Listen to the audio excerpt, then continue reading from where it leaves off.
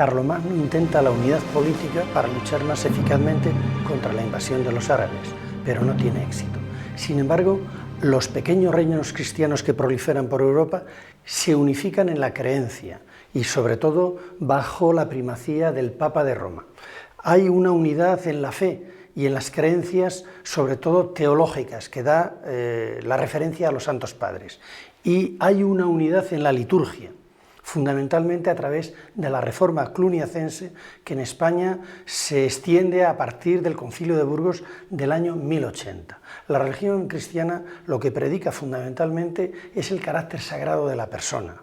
Dice San Ivo de Chartres que ante Cristo y ante los sacramentos no hay ni esclavo, ni siervo, ni dueño. Todos los hombres son iguales. Este carácter sagrado del individuo hace que el románico sea una época eminentemente espiritual. Y esta espiritualidad se traslada a todas las manifestaciones artísticas, sean arquitectónicas, escultóricas o pictóricas, consiguiéndose un arte de una gran unidad. Por eso podemos decir que el románico es el primer arte de la unidad europea.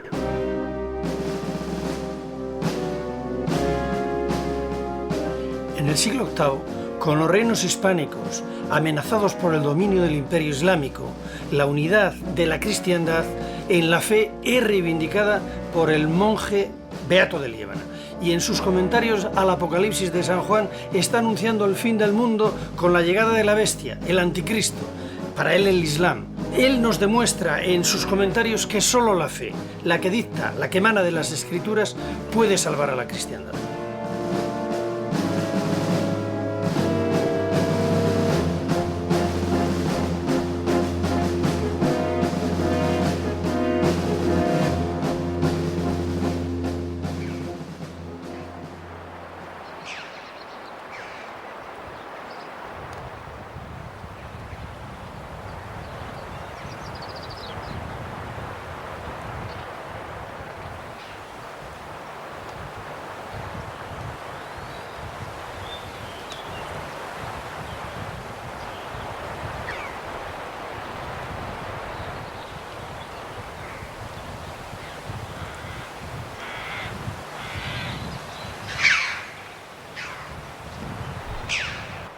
Los malos presagios de Beato, con el Apocalipsis en el horizonte del año 1000, no se han cumplido.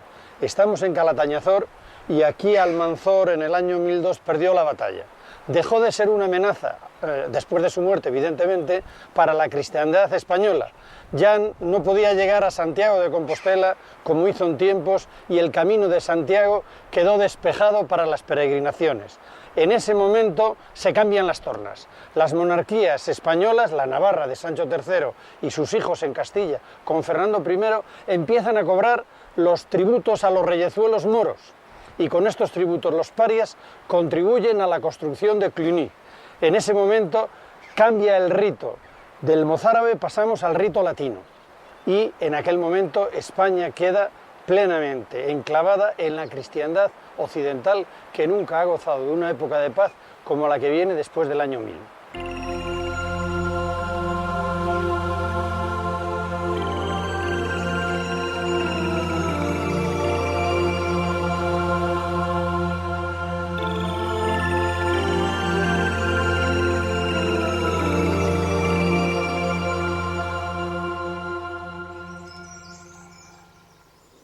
La creencia fundamental de los cristianos es que el Dios único, en un momento dado de la historia, se encarna, se hace hombre y viene a este mundo. Eso lo sabemos porque lo han contado los 4 evangelistas, de los cuales suele haber testimonio en las iglesias.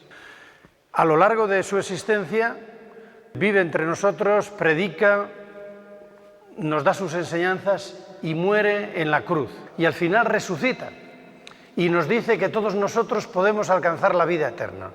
Para alcanzar la vida eterna tenemos que seguir las enseñanzas de la Iglesia, el magisterio de la Iglesia. Y para poder seguir sus enseñanzas se construyen estos templos que en alguna medida son eternidad hecha piedra. Este sería el testimonio de la espiritualidad cristiana.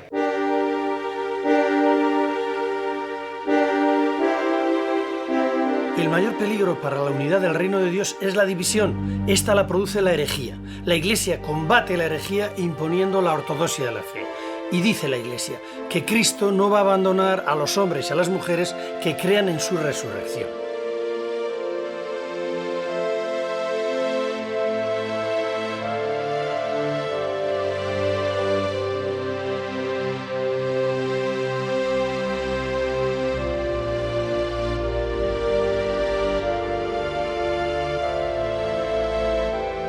¿Qué sentido tiene como símbolo, como contenido de la sangre de Cristo, el cáliz? Esa sería la esencia de nuestra religión. Sí, en definitiva, esa es la esencia, sobre todo, la esencia es la muerte y resurrección de Cristo, porque el mismo Cristo después nos revela al Padre y al Espíritu Santo, el Dios uno y trino. Pero después Jesucristo nos dice, yo me quedo con vosotros hasta el final de los tiempos. Y se queda de una forma real, aunque misteriosa, en el sacramento de la Eucaristía. Por eso ciertamente es de la Eucaristía donde sacamos la fuerza, la energía para seguir profundizando en la fe y seguir experimentando ese infinito amor que Dios nos tiene. Pero está el pecado y está la duda. La prueba de la resurrección la dio uno de los apóstoles que no creían que había resucitado. Santo Tomás demuestra lo que al final le dice Jesucristo, porque él se empecinó en que si no veía a Cristo resucitado no creería en él. La fe es realmente fiarse de una persona que nos da seguridad. Es decir, que una persona que nunca nos puede mentir, sino que lo que dice se hace. Y ese es Dios, concretamente en Cristo Jesús, que es el Verbo encarnado. Entonces, esa última frase de Jesucristo, cuando ya se le aparece y le dice, Tomás, porque me has visto, has creído. Y añade, dichosos los que sin ver creen.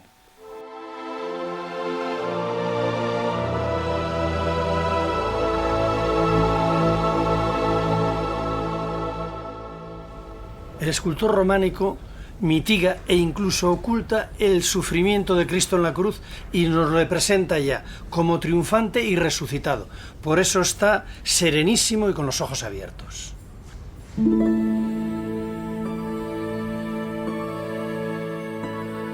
Hay Cristos románicos maravillosos como el de Grigera, el de Vallejo o el de San Esteban.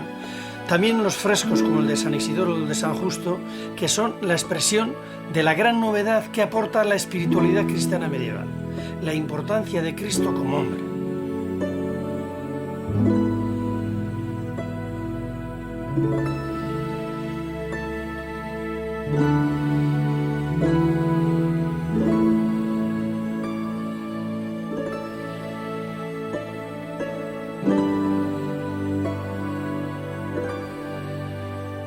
Fueron las tallas en marfil como este Cristo de Carrizo los que sirvieron como modelos para el resto de los Cristos del románico.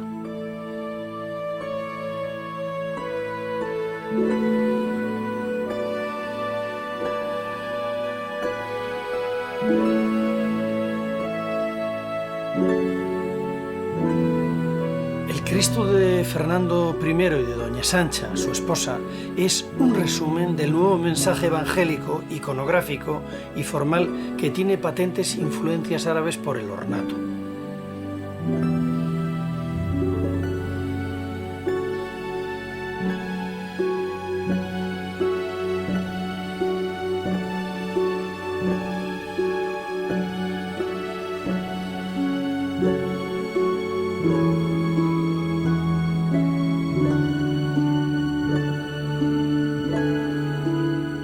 Los trabajos en marfil y las miniaturas de los libros, sean códices, Biblias o beatos, son la referencia que luego servirá para plasmarse en obra grande en los frescos de las paredes, bóvedas y en la piedra de los capiteles de las iglesias y en los pórticos de los claustros.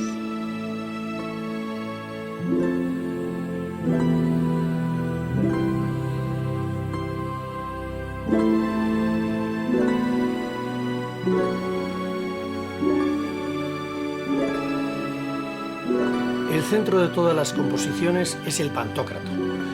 Es la imagen de Dios omnipotente encerrada en un óvalo. Es un Cristo majestad. Lo vemos en la bóveda de San Isidoro de León y también está con gran solemnidad en el centro de la fachada de la iglesia románica de Santiago de Carrión de los Condes. El Cristo triunfante es de un clasicismo tal que es inconcebible para su tiempo medieval, por las proporciones, por la propia imagen de majestad que recuerda un poco a Fidias. Es el clasicismo máximo en el románico. Se ve que el artista era muy culto y realmente es una excepción del románico.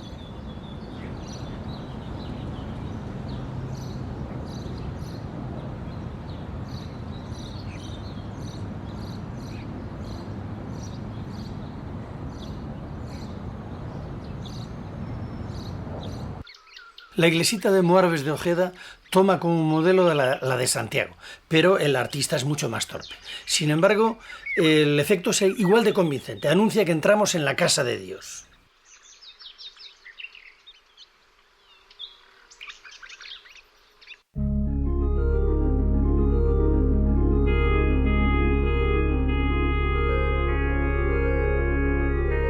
El templo es la Jerusalén celeste, el cuerpo místico de Cristo, la representación del orden divino manifestado en la tierra.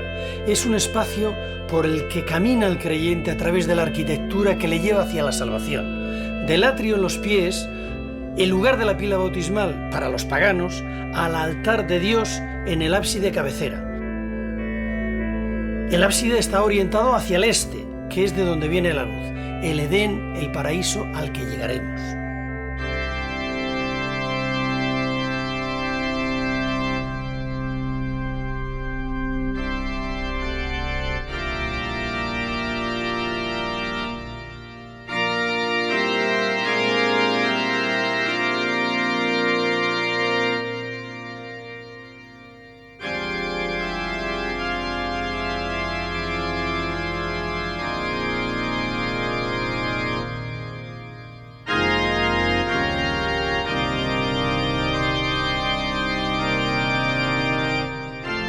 Pequeños grupos itinerantes de maestros constructores que se habían formado en los monasterios recorrían las tierras y dirigían y realizaban la obra de las pequeñas iglesias. Allí dejaban los mensajes en piedra, en parte de la palabra de Dios y en parte de sus ocurrencias y de los mensajes elitistas por un lado o esotéricos por otro, con una interpretación sencilla y directa hacia el pueblo llano.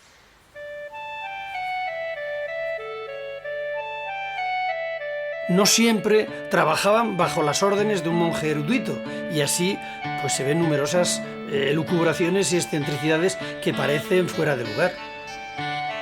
Porque todo el mensaje didáctico de los temas expuestos en los relieves, en los capiteles y en las portadas no es tan claro para nosotros porque han pasado 1000 años y no contamos con los sermones de los curas y de los monjes que complementaban la iconografía de la piel.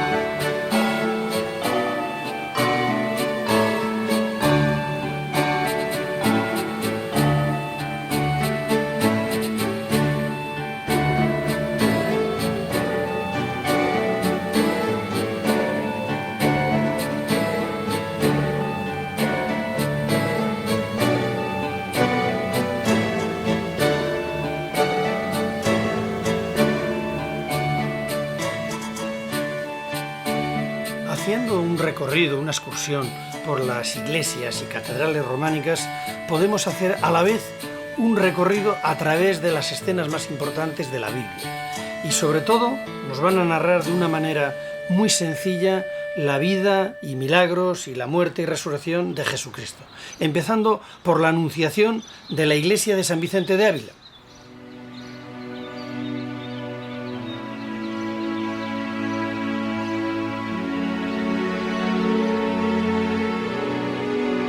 Pero el artista románico tiene tal capacidad expresiva y de síntesis que es capaz de meter en un solo capitel la visitación de la Virgen, la Anunciación, el sueño de San José, el nacimiento de Jesucristo, la visitación de los reyes y la llegada de los pastores.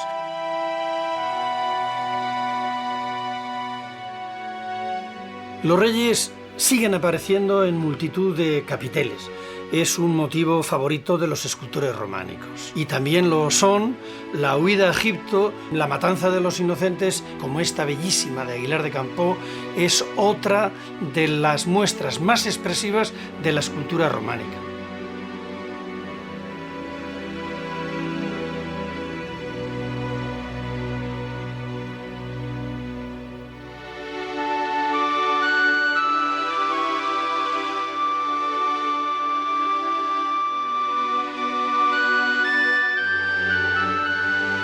La resurrección de Lázaro, la curación del leproso, y es bellísima la entrada de Jesús en Jerusalén y las gentes de Jerusalén portando palmas.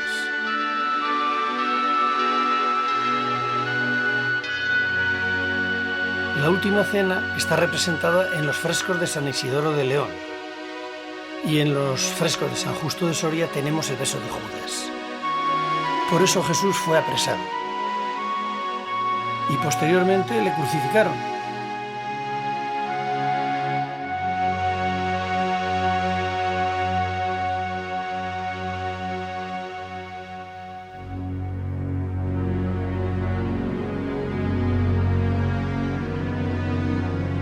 Pero este relieve de Silos nos muestra que al tercer día resucitó y posteriormente a los 40 días subió a los cielos.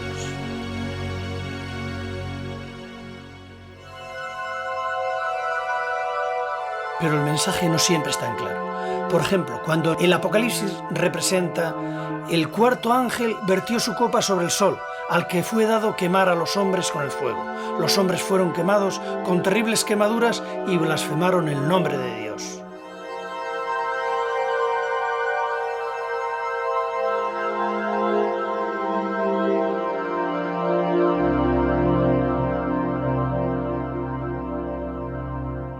En la época románica la mayor parte de la población era iletrada. La cultura y el saber estaban en los monasterios. Allí los monjes se dedicaban a la copia y reproducción de bellísimos y utilísimos documentos. Son conocidos por todos los beatos. Inició los beatos, Beato de Liébana, allí estaban los famosos comentarios al Apocalipsis. Los beatos alcanzaron un gran esplendor, sobre todo el del rey Fernando I. Beato de Liébana escribe su comentario del Apocalipsis como respuesta a lo que él cree que es la herejía que propaga Elipando, arzobispo de Toledo, adopcionista. Decía que Jesús no era hijo de Dios, sino hijo adoptivo. Esto era terrible para la cristiandad porque suponía una política conciliadora con el pensamiento musulmán. Así que Beato pide ayuda a Roma y a Carlomagno y gana la batalla contra Elipando. En el Apocalipsis, el Islam está representado un poco como la bestia. Allí está plasmada la lucha contra los que se hacen pasar por verdaderos cristianos y no siguen los textos sagrados. Estos son los peores enemigos para Beato.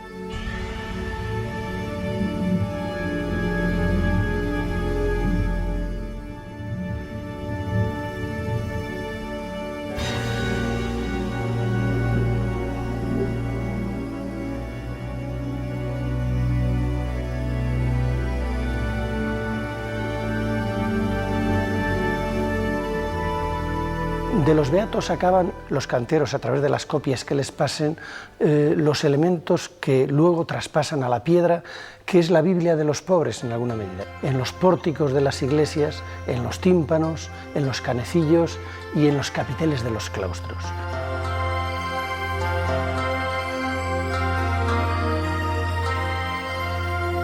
Esta fachada de Santo Domingo de Soria es casi un tablero que sustenta el relato bíblico y todo el Nuevo Testamento. Es una bellísima manera de conjugar arquitectura y escultura como una de las mayores creaciones del románico. En esta iglesia de Santo Domingo están tan humanizados los personajes y la tendencia narrativa lineal aporta tanta claridad al mensaje evangélico que puede considerarse como un gran ejemplo.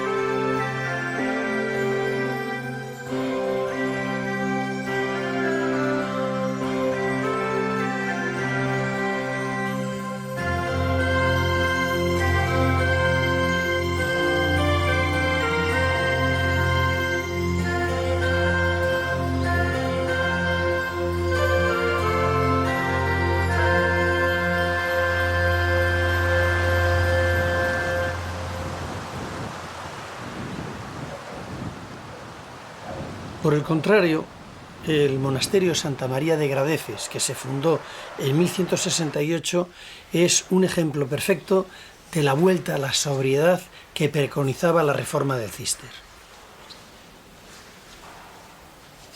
El monasterio benedictino ha conseguido el éxito económico. El ora et labora ha producido riqueza. Esta riqueza se gasta en el adorno, en la magnificencia. Los templos se pintan, los capiteles se decoran hasta el extremo. Tiene que venir una reforma. Esta es la cisterciense, que busca volver a los orígenes y a la expresión de la pobreza. La pobreza, evidentemente, es la desnudez. Los templos con los cistercienses ya no se pintan, los capiteles ya no se decoran, pero siguen siendo ricos porque oran, elaboran y son eficaces. ¿En qué se lo gastan? En la elevación, en la majestuosidad, en la elegancia, en la grandeza. Y esta grandeza es elevación, expresión del misticismo y sobre todo una grandiosidad en los templos que nos está anunciando ya el inminente arte gótico.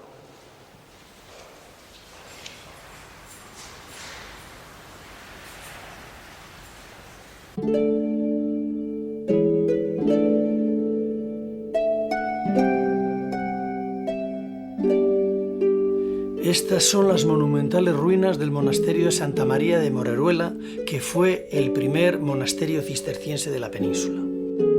El fundador del Císter, que fue el monje benedictino Bernardo de Claraval, estableció, junto a los principios del ascetismo y la oración, la exaltación de la Virgen. Es un paso más de la humanización de Cristo.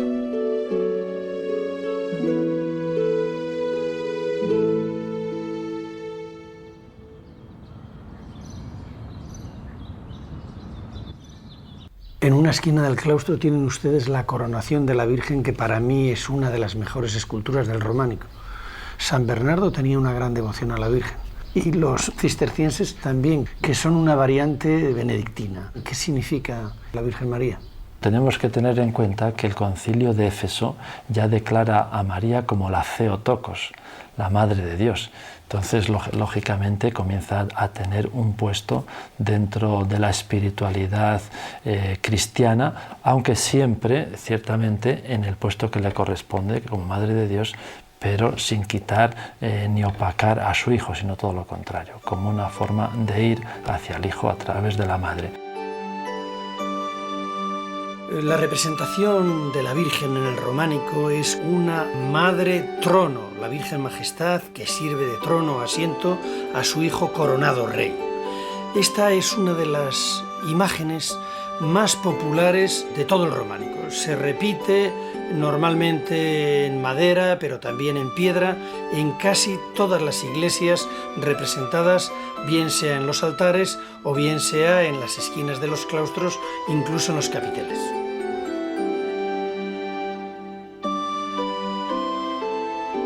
La figura de María comienza a ser protagonista del mensaje evangélico de las iglesias, como en esta, por ejemplo, de Gredilla de Sedano de Burgos.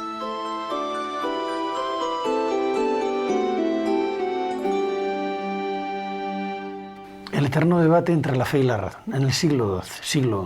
¿Cómo convivían la fe y la razón? Es decir, porque en otras religiones pues, ha imperado la fe solamente. La fe y la razón prácticamente hasta muy tarde van a la par. O sea, era un único saber. Los teólogos medievales, por ejemplo, del siglo XII, los tomistas, bueno, no solo sabían teología, sabían astronomía, sabían medicina, etcétera, matemáticas, y lo veían como una ciencia global.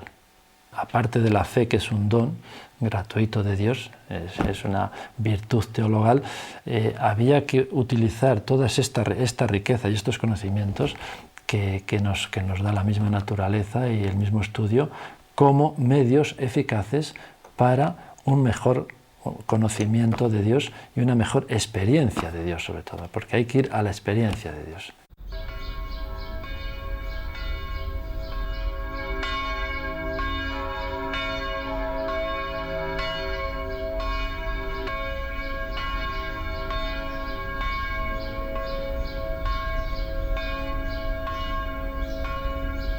En el mundo medieval casi todas las gentes eran iletradas. Las únicas personas que podemos decir que eran cultas eran los monjes. Sin que nadie se lo pidiera, se dedicaron a conservar y a traducir casi todo el pensamiento clásico latino. Gracias a ellos y a su esfuerzo ha llegado hasta nosotros. Los monjes que se dedicaban en el escritorio a transcribir códices antiguos, entre ellos los códices árabes y los códices antiguos como Dioscórides. Ellos los transcribían, no solamente en los códices, sino también ellos aprendían esa ciencia de la medicina y de las plantas medicinales. Ellos la recogían y posiblemente no en esta botica, en esta farmacia que es de principios del siglo XVIII, pero en la farmacia que ellos tendrían en particular, sacaban la esencia de esas plantas y curaban a los enfermos.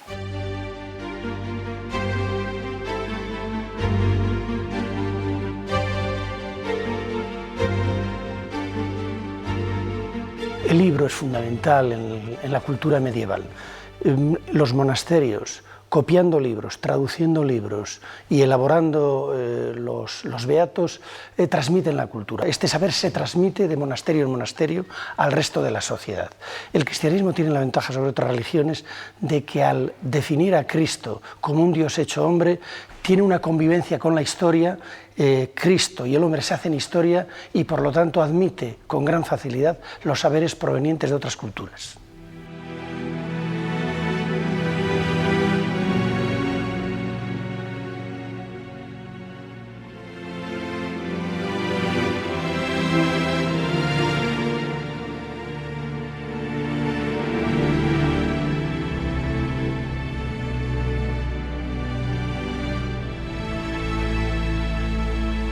Es imposible encontrar una biblioteca medieval intacta. Aquellas bibliotecas soñadas o maravillosas tendrían códices, pergaminos, algún beato si eran muy ricas, y bueno, posteriormente fueron acumulando otro tipo de obras como actas de concilios, evangelios, quizás Biblias, más o menos iluminadas si el monasterio o la colegiata o la catedral eran ricos. En esta biblioteca de San Isidoro se guardan algunos de estos tesoros que cito, y estas colegiatas como San Isidoro o las catedrales dieron posteriormente lugar a las primeras universidades, como por ejemplo la de Palencia, pero esto ya ocurrió en la época del Gótico.